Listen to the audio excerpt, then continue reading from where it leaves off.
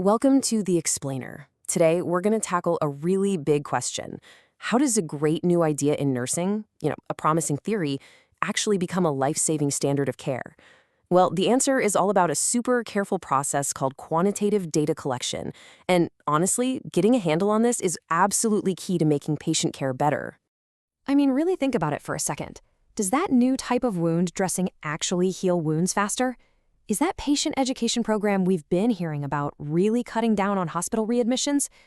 To get real answers we can count on, we just can't rely on guesswork. We need a rock-solid, systematic process. And guess where that process kicks off? Right, with collecting good, solid data. And in nursing, this is so much more than just some academic exercise. The stakes? They're incredibly high. We're not just ticking boxes or collecting random facts. We're gathering data that absolutely has to be accurate, valid, and reliable. Why? Because this is the very foundation, the bedrock of evidence-based practice. It's the information we trust when we're making decisions that literally impact people's lives. Okay, so how do we make sure our data is up to snuff? Well, we follow a really clear, structured procedure. So for this explainer, here's our game plan. We're going to start with a core analogy that I think makes the whole thing really click. Then we'll walk through the three main phases: the prep work, the actual execution, and then organizing all that data. And to wrap it up, we'll see why it all matters and how it all comes together to make a real difference. All right, to really get a grip on this process, let's use an analogy that's going to feel super familiar to anyone in nursing. I promise, when you think about it this way, the whole thing just clicks. Here's the big idea, the key insight. Treat your data collection just like you would a clinical procedure. Seriously, the same level of prep, the same precision, the same care you'd bring to the bedside, that's exactly what you need to gather data that's both effective and ethical. It's not just about crunching numbers. It's about a disciplined professional practice. Okay, so if we're sticking with our analogy, what comes first with any procedure? Preparation, right?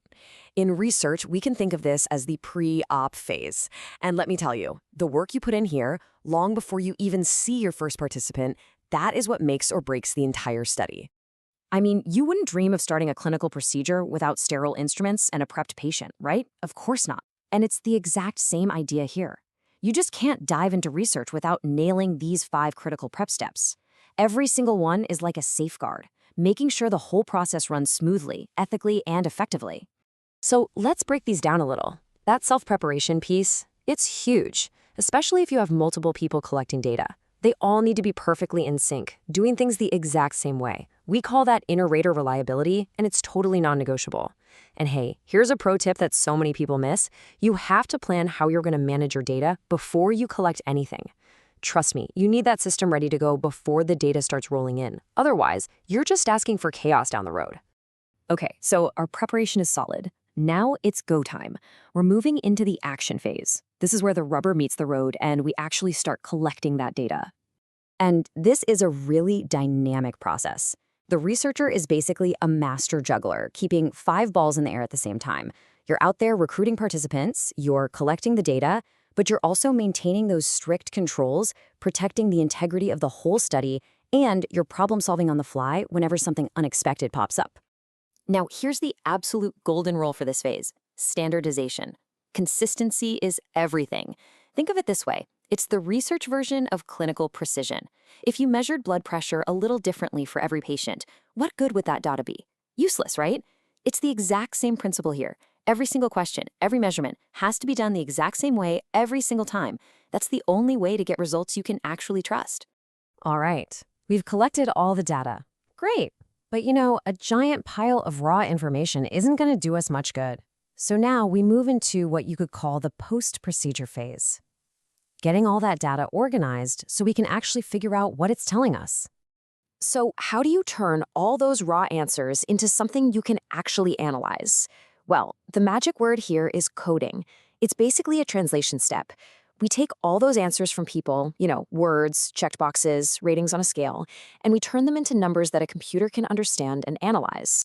Let's look at a super simple example. A yes answer might get coded as a 1, and a no becomes a 0. Now that might sound almost too simple, but it's an incredibly powerful transformation. What we're doing is turning human answers into quantitative data that we can analyze at scale, which lets us spot patterns across hundreds or even thousands of people. You can think of this whole post-collection process as one last big quality control check. You're logging every piece of data, making sure it's confidential, you're double-checking for any errors, doing all that coding we talked about, and then finally entering it into a program for analysis. Every one of these steps is there to make sure that data is absolutely pristine before the real analysis even starts. Okay, so we've gone through all this painstaking detail. Why does it matter so much? Let's connect the dots here. This whole rigorous process, this is what turns that raw data into the big discoveries that actually define modern, evidence-based nursing. Think about it. Every single step we've talked about, from the very first bit of training all the way to that final coding, it all has one single goal: to make sure the data is accurate, valid, and reliable. Because without that foundation of trust, any conclusions you draw from the research, well, they'd basically be built on sand. And really, this is the bottom line. This is what it's all about. This whole process, it's about turning data into healing. When we collect data this carefully, we create the powerful evidence that informs what we do at the bedside, that guides healthcare policy, and that ultimately leads to better, safer, and more effective care for every single patient. So here's my challenge to you. The next time you read a research study or you hear someone talk about a new evidence-based practice, I want you to think back to this process. Because understanding how we get high-quality data, that empowers you. It makes you a sharper professional, a better advocate for your patients, and truly a vital part of the engine that moves all of healthcare forward.